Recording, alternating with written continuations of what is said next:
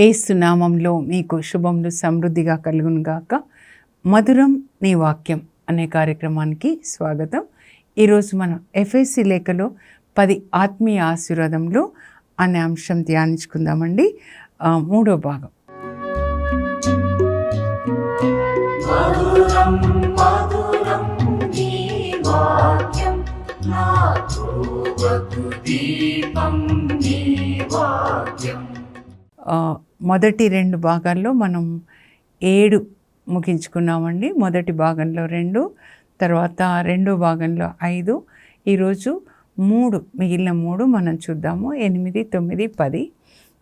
ఒకసారి స్క్రీన్ మీద మీరు చూడండి. ఇవన్నీ కూడా నేను చదువుతాను. 10 ఆత్మీయ ఆశీర్వాదములు. క్రీస్తునందు మనం పొందు 10 ఆత్మీయ ఆశీర్వాదములు. క్రీస్తునందు మనం ఏర్పరచబడితిమి పరిశుద్ధులుగా జీవించడానికి. క్రీస్తునందు మన పాపములు క్షమించబడ్డాయి. క్రీస్తునందు మనం ఐక్యపరచబడ్డాము. క్రీస్తునందు మనము మహిమపరచబడ్డాము. క్రీస్తునందు మనం ముద్రించబడితిమి. క్రీస్తునందు మనము బ్రతికించబడితిమి. క్రీస్తునందు మనం పరలోకమున కూర్చుండబెట్టబడితిమి. క్రీస్తునందు యూదులు అన్యులు ఏకం చేయబడితిరి. క్రీస్తునందు మనకు దైవ జ్ఞానము ఒసగబడినది.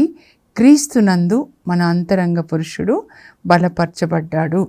ఇప్పుడు 8, 9, 10 ధ్యానించుకొని మళ్ళా ఇంకా టైం ఉంటే ఒకవేళ అన్నీ ఒకసారి చూద్దామండి. ఓకేనా? 8వది ఏంటంటే, క్రీస్తునందు యూదులు అన్యులు ఏకం చేయబడ్డారు. పాత నిబంధన అంతా కూడా ఇజ్రాయేలు దేవుడు, ఇజ్రాయేలు ప్రజలు, వాళ్ళు నా ప్రజలు అని అంటారనమాట. అంటే అబ్రాహాం పిల్లలు. దేవుడు ఆదికాండం 12లో అబ్రాహాంని పిలుస్తాడండి. అబ్రాహాం, ఇస్సాకు, యాకోబుల దేవుడు, ఇంకా వాళ్ళ పిల్లలు నిర్గమకాండంలో 430 సంవత్సరాలు ఐగుప్తులో బానిసలుగా ఉంటారు. ఆ తర్వాత మోషే నాయకత్వంలో వాళ్ళని విడిపించుకొని సినాయి పర్వతం దగ్గర వచ్చినప్పుడు దేవుడు వాళ్ళతో పాత నిబంధన చేసుకుంటారు, ఒప్పందం. 10 ఆజ్ఞలు ఇచ్చి పాటిస్తే మీరు నా పిల్లలు, నేను మీకు ఈ ఆశీర్వాదాలు ఇస్తాను అని భూ సంబంధమైన ఆశీర్వాదాలు ఇస్తారు. ద్వితీయోపదేశకాండ 28లో 1-14 వరకు ఉంటుంది. నా ప్రజలు, నా జ్యేష్ఠ పుత్రులు, నా బిడ్డలు అని అబ్రహాం పిల్లలు, ఇజ్రాయేల్ ప్రజల్ని దేవుడు పిలుస్తారండి. అయితే వాళ్ళు ఇజ్రాయేల్ ప్రజలని పిలువబడతారు ఎప్పటి వరకంటే బాబిలోనియా ప్రవాసం వరకండి. మళ్ళా ప్రవాసం నుంచి తిరిగి వచ్చిన తర్వాత వాళ్ళని యూదులు అని పిలుస్తారు. ఇంకా ఇప్పటి వరకు ఇప్పుడు కూడా వాళ్ళని యూదులు అనే పిలుస్తారండి. అయితే వీళ్ళు ఏంటంటే అబ్రహాం సంతతి యూదులు. మీరు వాళ్ళతో మాట్లాడుంటే, మేము హోలీ ల్యాండ్ వెళ్ళినప్పుడు మరి వాళ్ళతో ఉండడం జరిగింది కదా 10 రోజులు. మా గైడ్ జూడిత్ అనమాట. సో వాళ్ళు ఎట్లా మాట్లాడతారంటే, మేము స్పెషల్ పీపుల్ అన్నట్లు మాట్లాడతారు. సెయింట్ హెలీనా ఈ చర్చెస్ అన్నీ కట్టించారు అని చెప్తూ, చర్చెస్ని చూపిస్తూ, ఒక పెద్ద న్యూసెన్స్ మాకు, మా ఇజ్రాయెల్ దేశంలో ఆమె వచ్చేసి విగ్రహాలు పెట్టారు అని చెప్తూ ఉంటే, నేను అక్కడికి వెళ్ళే వరకు ఏమనుకున్నా అంటే, వాళ్ళ అబ్రహాం పిల్లలు, వాళ్ళు మనం ఒకటే కదా అని. కానీ వాళ్ళకి అట్లా ఇష్టం ఉండదండి. వాళ్ళు క్రిస్టియన్స్ని ఇష్టపడరు, ఇంకెవరిని ఇష్టపడరు. వాళ్ళు మేము దేవుని ప్రజలు, దేవుని బిడ్డలు, అబ్రహాం సంతతి అని వాళ్ళకు ఉంటుంది అనమాట. అందుకే మీరు బాప్తిస్మ యోహాన్ బోధన మత్తయి సువార్త 3లో కానీ అట్లా చూస్తే, మీరు అబ్రహాం సంతతి అని గర్వపడొద్దు. దేవుడు ఈ రాళ్ల నుంచి కూడా మరి అబ్రహాం సంతతిని ఇవ్వగలడు అని అంటారనమాట. ఏంటి అనంటే, వాళ్ళు దేవుడు వాళ్ళతో, అబ్రహాంతో చెప్తారండి. ఆదికాండం 17లో మీరు సున్నతి చేసుకోవాలి, మగపిల్లలు 8వ దినాన సున్నతి చేసుకుంటారు. అంటే దేవుని కొరకు ప్రత్యేకింపబడిన బిడ్డలు అనమాట. వాళ్ళు అన్యుల ఇండ్లలోకి రారు. పేతురు కూడా నేను చెప్పాను చాలాసార్లు, కొర్నేలి ఇంటికి వెళ్ళి సువార్త బోధిస్తే అపోస్తల కార్యాలు 10లో 11లో వాళ్ళు ప్రశ్నిస్తారనమాట. క్రైస్తవ సంఘమే యెరూషలేములో ప్రశ్నిస్తుంది. యేసుప్రభుని అంగీకరిస్తారు, పరిశుద్ధాత్మను పొందుతారు. అయినా కూడా వాళ్ళలో ఆ బ్యారియర్ పోలేదు. ట్రెడిషన్ మనం కూడా నీళ్ళలో మునిగామంటారు. లోపల ఇంకా ఆచారాలు వస్తూనే ఉంటాయన్నమాట. మళ్ళీ ఈ కులము ఆ కులం అని, ఈ భాష ఆ భాష అని కదా. అంటే లోపల ఇంకా పూర్తిగా మార్పు రాలేదన్నమాట. అయితే ఇక్కడ పౌలు ఎఫెసీ సంఘానికి లేఖ రాస్తున్నాడండి. రోమ్ చెరసాల్లో ఉన్నప్పుడు అనమాట. క్రీస్తు శకం 60 నుంచి 62 వరకు ఈ ఎఫెసీలకు లేఖ రాస్తూ ఏమంటాడంటే, యేసుక్రీస్తు శిలువ మరణం ద్వారా యూదులు అన్యులు క్రీస్తు ద్వారా ఏకం చేయబడ్డారు అని రాస్తాడు. యాక్చువల్గా ఇక్కడ మనం ఇది అర్థం చేసుకోవాలి. కాన్సెప్ట్ అంటే ఎఫెసీ 2లో 11 నుంచి 22 వరకు అండి. నేను మీకు మెల్లగా చెప్తాను చూడండి. ఇది తీసుకొని వచ్చాను చెప్పాలి మీకు అని. యేసుక్రీస్తు ప్రభు ఏమంటారు? యేసు ప్రభు యోహాను 15లో నేను ద్రాక్షావల్లి మీరు రెమ్మలు కదా. ఇప్పుడు ఈ ఎవరు అనంటే వీళ్ళు యూదులు అనమాట. పౌలు ఏమంటాడంటే యూదులు దేవుని బిడ్డలు, వాళ్ళు దేవునితో అంటుకట్టబడ్డారు, అబ్రాహాం సంతతి అన్నమాట. మేము స్పెషల్ పీపుల్, దేవుని ప్రజలని వాళ్ళకి ఎప్పటికీ ఉంటుందండి. నిజంగా కూడా వాళ్ళని దేవుడు అబ్రాహాం విధేయతను బట్టి 1000 తరాల ఆశీర్వాదాలు అంటారు చూడండి. వాళ్ళు ఈ లోక విషయాల్లో పరలోక విషయాల్లో కూడా స్పెషల్ పీపుల్ అన్నమాట. ఈరోజు మనకి బైబిల్ ఉందంటే వాళ్ళ ద్వారానే. 12 మంది అపోస్తులు, యేసు ప్రభు కూడా మరి ఆ మానవ యేసు ప్రభు కూడా మరి ఈ లోకంలో జన్మించినప్పుడు అక్కడే జన్మించాడు కదా అబ్రాహాం సంతతిగా.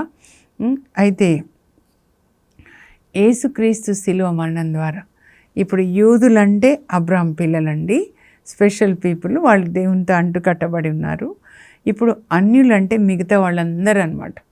మనం కూడా ప్రతి ఒక్కరు ఇజ్రాయేల్ ప్రజలు కాక మిగిలిన వాళ్ళందరూ అన్యులే. ఎఫెసీలకు లేఖ రాస్తూ ఏమంటారంటే వాళ్ళు సున్నతి పొందారు, సున్నతి పొంది వాళ్ళు దేవుని బిడ్డలు, ప్రత్యేకమైన బిడ్డలు అని. మనమైతే సున్నతి పొందలేదు, శరీరంలో సున్నతి పొందలేదు మనం. తర్వాత మనకి దేవుడు తెలియదు కూడా. ఇప్పుడు యేసుక్రీస్తు ద్వారానే మనము రక్షణలోకి వచ్చాం. ఆ యేసుక్రీస్తు శిలువలో మరణించడం ద్వారా ఆయన యూదులని అన్యులని మనం అన్నమాట అన్యులని ఆయన ఏకం చేశాడు. ఎలాగో అంటే శిలువలో ఆయన రక్తం చిందినప్పుడు ఆ రక్తంతో అందరం కడగబడ్డామండి. వాళ్ళు కడగబడ్డారు, మనం కూడా కడగబడ్డాం. ఆయన పరలోకానికి వెళ్ళి వాళ్ళకి ఇచ్చాడు పరిశుద్ధాత్మ, మనకు కూడా ఇచ్చారు. పెంతెకొస్తు దినాన వాళ్ళు పొందారు యూదులు, మరి కొర్నేలి ఇంట్లో అన్యులు పొందారు. అప్పటి నుంచి అందరూ పొందుతూనే ఉన్నారు. పౌలు ఎక్కడెక్కడ సువార్త బోధించాడు, అపోస్తులు ఎక్కడ బోధించారు, మనం కూడా ఎవరెవరు బోధిస్తున్నారో వింటున్నప్పుడు అంతా ప్రతిరోజు మనకి పరిశుద్ధాత్మ అభిషేకం, సెల్ ఛార్జింగ్ లాగా అన్నమాట. సో యేసుక్రీస్తు రక్తంలో అందరూ ఒకే రక్తంలో కడగబడ్డారండి. అందరూ యేసు ప్రభు శిలువ చెంతకు వచ్చారు. వాళ్ళు వచ్చారు, మనం కూడా వచ్చాం. యేసు ప్రభుని విశ్వసించిన వాళ్ళు యేసు రక్తంలో కడగబడ్డారు. మనం కూడా యేసు రక్తంలో కడగబడి యేసుక్రీస్తు రక్తం ద్వారా మన పాపాలు క్షమించబడ్డాయి, మనకి నీతి వస్త్రాన్ని ఇచ్చారు. యేసు ప్రభు మనల్ని తండ్రితో సమాధానపరిచాడు. కొలొస్సీ 1:20లో తన శిలువ మరణం ద్వారా యేసు ప్రభు మనల్ని తండ్రితో సమాధానపరిచాడు. కనుక ఆయన మన నీతిగా ఉన్నాడు. ఎందుకంటే మన పాపం ఆయన తీసుకొని ఆయన నీతిని మనకిచ్చాడు. అందరికీ ఒకే ఊట అన్నమాట. యేసు ప్రభు నీ పొడిచినప్పుడు వచ్చిన నీరు రక్తం, ఆ ఫౌంటైన్ జెకర్యాలో చెప్తాడు 12 అధ్యాయంలో ఒక ఊట ప్రవహిస్తూ ఉంది ఇజ్రాయెల్ నుంచి. ఊట అంటే యేసు ప్రభు అన్నమాట. ఆ రక్తంలో అందరం కడగబడ్డాం, ఒకే ఆత్మని పొందాము, ఒకే రక్తంలో కడగబడ్డాము. కనుక మనందరినీ కూడా యేసుక్రీస్తు యూదులని, అంతకుముందు వాళ్ళు కలవరండి యూదులు. మీరు యేసు ప్రభు ఉన్నప్పుడు కూడా చూడండి, వాళ్ళు సమార్యలోకి అడుగు పెట్టడానికి ఇష్టపడరు తెలుసా. అంత ఎందుకు, మేము ఇజ్రాయెల్ దేశం వెళ్ళినప్పుడు అండి యెరూషలేంలో ఉన్నామన్నమాట. ఓలివ కొండ మీదే మా హోటల్ 7 ఆర్చెస్లో ఉన్నాం. ఆ తర్వాత యెరూషలేం నుంచి బెత్లెహేం క్రిందికి 6 మైళ్ళు అనమాట. బెత్లెహేం వచ్చేసి అరబ్ల ఆధీనంలో ఉందండి, వాళ్ళు ఆక్రమించుకుంటారనమాట. ఆయన ఫోటో కూడా ఉంది, యాసిర్ అరాఫత్ అనుకుంటా, ఆయన ఫోటో కూడా అంతా చూసాం. ఎప్పుడైతే ఈ బార్డర్స్ వచ్చాయి చూడండి, ఇక్కడ యెరూషలేం నుంచి బెత్లెహేం ఆ బార్డర్స్లో ఇటువైపు ఇజ్రాయెల్ ప్రజల సెక్యూరిటీ ఉంటారు, అటువైపు అరబ్స్ వాళ్ళ సెక్యూరిటీ అని. బస్సులో ఆమె అక్కడ దిగిపోయిందండి యెరూషలేంలో. బెత్లెహేంలోకి రావడానికి ఆమె ఇష్టపడలేదు, ఎందుకంటే అరబ్బులు ఉన్నారు అక్కడ మేము అడుగు పెట్టాము అని. అమ్మో, ఇంత ఫీలింగ్గా వీళ్ళకి అనిపించింది. మేము మళ్ళీ బెత్లెహేం అంతా చూసి మళ్ళీ తిరిగి యెరూషలేం, ఎందుకంటే మా హోటల్ ఇక్కడ ఉంది యెరూషలేంలో ఒలీవ కొండ మీద.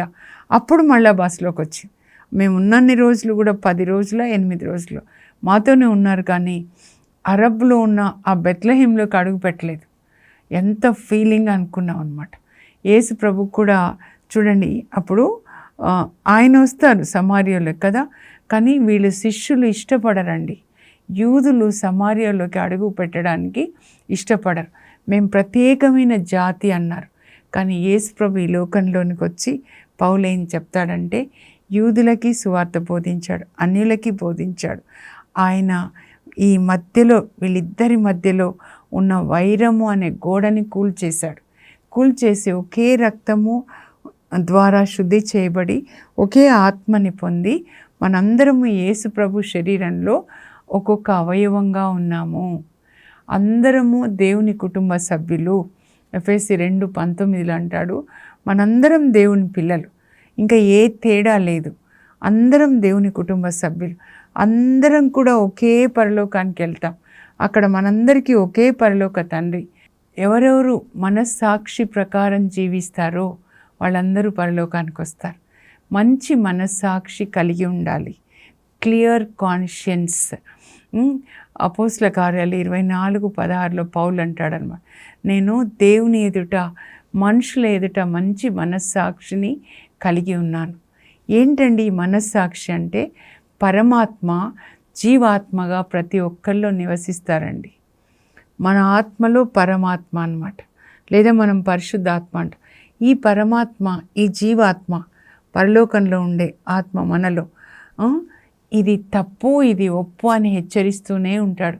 ప్రతిసారి మనం తప్పు చేసినప్పుడు తప్పు మనది కానీ డబ్బు రాంగ్ రాసినప్పుడు, దొంగతనం చేసినప్పుడు, పని సరిగ్గా చేయనప్పుడు, అబద్ధాలు చెప్పినప్పుడు, మీ మనస్సాక్షిని వినడం మీకు చేతనవుతే, మీరు ట్రైనింగ్ పొందితే, వినుటకు వీణులు ఉన్నవాడు వినుగాక అంటారు. అంటే జీవాత్మ లేదా ఆత్మ, పరిశుద్ధాత్మ మన ఆత్మతో మాట్లాడతాడండి. నా గొర్రెలు నా స్వరాన్ని వింటాయి. దేవునికి ఏ తేడా లేదు. కనుక మనము అందరము ఒకే కుటుంబము అని పౌలు ఏం చెప్తాడంటే, ప్రేమ కలిగి ఐక్యతను కాపాడుకుంటూ ప్రేమ కలిగి జీవిస్తూ క్రీస్తు సంఘాన్ని కట్టండి. డివిజన్స్, ముక్కలు, ఎన్ని ముక్కలండి. అదేంటి ఎజుకేల్ 37లో ఎజుకేల్ని తీసుకెళ్తారు దేవుడు, చూడండి అన్ని ఎముకలు అన్నమాట. అట్లా సంఘాలు ముక్కలు. నా సంఘం, మన సంఘం ఎట్లా అవుతుందండి? మనం రక్తం చింది సంపాదించుకున్నామా? పౌలు అంటాడు ఎఫెసీ పెద్దలతో మాట్లాడుతూ అపోస్తల కార్యాలు 20లో, యేసు ప్రభు తన రక్తాన్నిచ్చి సంపాదించుకున్న ఆయన సంఘానికి మీరు కాపర్లు కండి అన్నారు. మన సంఘాలు కాదు, మనం మరణించలేదు, యేసుక్రీస్తు మరణించాడు, ఆయన సంఘం. ఎంత అసూయలండి, ఎందుకు చెప్పండి? అంత ఒకే సంఘం అండి, యూనివర్సల్ చర్చ్, క్యాథలిక్ చర్చ్. క్యాథాలిసిజం అంటే యూనివర్సల్, ఇందులో అందరూ ఉండొచ్చు. యేసు ప్రభు వంశావళిలో తామారు ఎవరండి? మీరు చూడండి, స్త్రీలను చూడండి. రాహాబు ఎవరండి? వేశ్య. ఈ అమ్మాయి ఎవరు? రూత్ ఎవరండి? మొవాబీరాలు, లోతు కూతుర్లతో పాపం చేస్తే పుట్టిన వాళ్ళు అనమాట. బత్షెబ ఎవరండి? హిత్తీరాలు. మరియ మాత అందరూ ఉన్నారు, 5 తల్లులు ఉన్నారు. అందరినీ దేవుడు ప్రేమిస్తారండి. మరియ తల్లిని ఒక్కరినే కాదు, అందరినీ ప్రేమిస్తారు. అది జ్ఞానం. ఆ జ్ఞానాన్ని మనం కలిగి ఉండి అందరం కలిసి ఉండాలి. ఎప్పుడు ఐక్యత కొరకు, ఐక్యతను కాపాడుకుంటూ సంఘాన్ని కట్టాలి. ముక్కలు చేసి సంఘాన్ని కట్టొద్దు. సంఘము అన్నారు, సంఘములు కాదు. యేసు ప్రభు శిరస్సు అవుతే మన దేహం అన్నమాట. అందుకే యోహాన్ 10 నాకు చాలా ఇష్టం అండి. అక్కడ ప్రభు చెప్తారు ఏంటంటే, నేను మంచి కాపరి, నా గొర్రెల కొరకు నా ప్రాణం ఇస్తాను. నేను నా గొర్రెలు నా స్వరాన్ని వింటాయి. ఇంకా అందరూ ఈ మందకి చెందని గొర్రెలు ఉన్నాయి, వాణ్ణిని కూడా నేను తోలుకొని రావాలి అని చెప్పి, అప్పుడు అందరూ ఒకే మంద ఒకే కాపరి, ఒకే మంద ఒకే కాపరి. అది అంటే దాని కొరకు మనం పని చేయాలండి. మన లోపల మా సంఘం గొప్ప, ఇతరులు తక్కువ అనే ద్వేషభావం ఉండకూడదు. ఏ విధమైన ద్వేషభావం, మా కులం గొప్ప లేకపోతే మా సంఘం గొప్ప అది ఉండకూడదండి. మనము దేవుని సన్నిధికి వస్తాం, కానీ సమర్పించుకునే దగ్గరే ప్రాబ్లం ఉంటుంది. సమర్పణ అంటే ఏంటంటే, ఆయన పెద్దవాడు, నేను చిన్నదాన్ని. You are great O lord. ఆయన హెచ్చించబడాలి, మనం తగ్గించబడాలి. మనం ఎప్పుడు మనల్ని హెచ్చించుకుంటాము, సేవ చేస్తూ చేస్తూ చేస్తూ నేనే చాలా గొప్ప అని చెప్పి 2 మాటలు చెప్పాడండి. పౌలు లేఖలు మీరు చదివితే అవి ఆర్డర్లో పెట్టలేదు బైబిల్లో. ఆయన రాసిన ఆర్డర్ ప్రకారం చూస్తే తెస్సలోనిక మొదటిది, 2వది ముందు రాస్తాడు. అప్పుడు ఆయన మీరు చదివితే యేసుక్రీస్తు యొక్క అపోస్తలునిగా ఉండుటకు పిలువబడిన పౌలు రాయినది అని రాస్తాడనమాట. కానీ తర్వాత ఏం రాస్తాడంటే, నేను అపోస్తులలో అత్యల్పుడను అని రాస్తాడు. 1 కొరింథీలో మీరు చూస్తే అపోస్తులలో అత్యల్పుడను. నేను ఇంకా తిమోతి మొదటి లేఖకు వచ్చేసరికి ఏం రాస్తాడంటే, అప్పటికే ఇంకా తన చివర అనమాట. మొదటి లేఖ, ఇంకా 2వది అయితే లాస్ట్. నేను పాపాత్ములలో ప్రథముడను అంటాడు. క్రీస్తు సంఘంను హింసించుట వలన నేను అపోస్తులను పిలిపించుకోవడానికి కూడా నాకు అర్హత లేదు, తెలియక చేశాను అని ఆయన నన్ను మన్నించి కరుణతో నన్ను సేవకు పిలిచాడు. నన్ను పిలవడం ద్వారా ఏం చెప్తున్నాడంటే, నాలాంటి పాపాత్ముల కొరకే ఆయన ఈ లోకానికి వచ్చాడు అని. ఈ పాపాత్ములలో నేను ప్రథముడను అని చెప్పుకుంటాడు. అంటే ఆయనను ఎంత తగ్గించుకుంటున్నాడు చూడండి, దేవుణ్ణి ఎంత హెచ్చిస్తున్నారు. అందరికీ we love to come closer to God, we want God's presence, we want to enjoy, but we fail to surrender. సమర్పించుకోవడం అంటే తగ్గించుకోవడం అండి. మరియ తల్లిని గురించి ఈరోజు కూడా నేను ధ్యానిస్తున్నా. చిన్న పిల్ల, 14 సంవత్సరాల పిల్ల గర్భం ధరిస్తుంది. పరిశుద్ధాత్మ లోపలికి వచ్చి అంటారు, మీ అక్క దగ్గరికి వెళ్ళి సేవ చేద్దామా? ఎలిజబెత్ అమ్మ అక్క, ఎలిజబెత్ అక్క వృద్ధురాలు కదా పాపం, ఎలా వంట చేసుకుంటారు, పోదామా? అంత ఇక్కడి నుంచి నజరేతు నుంచి వాళ్ళ ఊరు, ఎలిజబెత్ అమ్మ వాళ్ళ ఊరు అయన్ కరీం అనమాట. అది ఇలా రావాలి. బెత్లహేము యెరూషలేం దగ్గర ఉంటుంది. 85 కిలోమీటర్స్. ఆ పసిపిల్ల ఎట్లా వెళ్ళి ఉంటుందో. ఎంత మంచి మనసు అండి, ఎంత తగ్గించుకున్నారు. సేవ చేయడానికి వెళ్తున్నారు చూడండి, సేవ చేశారు చూడండి. ఆ తగ్గింపు స్వభావం మనలో నేనే గొప్ప అని ఎప్పుడు ఉండకూడదండి. ఎప్పుడు మనం గొప్ప అయిపోతామో అప్పుడు పరిశుద్ధాత్మ మనలో పనిచేయరు. మనం ఎంత పాపులుగా ఉన్నాం మనకు తెలుస్తూ ఉంటుంది. అందుకే సెయింట్ ఫ్రాన్సిస్ ఆఫ్ అసిసీని అప్పటి పాపుగారు అనదర్ క్రైస్ట్ అని పిలిస్తే ఆయన ప్రార్థన ఏంటంటే, I'm a sinner, have mercy upon me O lord. అంటే దేవుని సన్నిధికి ఎవరు వస్తారో వాళ్ళు ఎప్పుడు వాళ్ళ పాపం ఏంటో చూపిస్తారండి పరిశుద్ధాత్మ. నేను పాపిని అంటారంటే ఎప్పుడు నన్ను కరుణించండి. యెషయా కూడా అంతే, సువార్త బోధిస్తాడు కానీ దేవుని దర్శనం, దేవుని సన్నిధిలోనికి వచ్చినప్పుడు నేను పాపి అంటాడు. యెషయా 6లో చూడండి, అది తగ్గింపు స్వభావం అనేది చాలా ముఖ్యమైనదండి మనకి. యేసు ప్రభు కుష్ఠరోగి సిమోన్ ఇంట్లో భోంచేస్తాడు. నాకు అనిపిస్తుంది శతాధిపతి వచ్చి మా సేవకుడికి బాగాలేదంటే నేను వచ్చి స్వస్థపరుస్తా అంటాడు. ఎంత తగ్గింపు స్వభావం మరియ తల్లికి, యేసు ప్రభుకి, పేతురు వాళ్ళకి ఎంత తగ్గింపు స్వభావం అన్నమాట. ఇంకా 9వది ఏంటి అంటే దేవుని యొక్క జ్ఞానము దైవ ప్రజల ద్వారా అందరికీ అందించబడిందంటండి. పరలోకంలో ఉన్నటువంటి వాళ్ళకి, ఆ తర్వాత అంధకార శక్తులు అంటే ఇక్కడ చూడండి, ఈ పేతురుని సిలువ వేసినప్పుడు, పౌలుని గొడ్డలతో నరికినప్పుడు ఇంకా ఎన్ని వేల మంది అండి మనం చూసాం. ఆ security guards, Saints Francis and also Saint Martinian. అట్లా ఇంకా మనం 3వ తారీఖున చూడండి థామస్ గారు, 25న ఈ నెల చాలామంది ఉన్నారండి.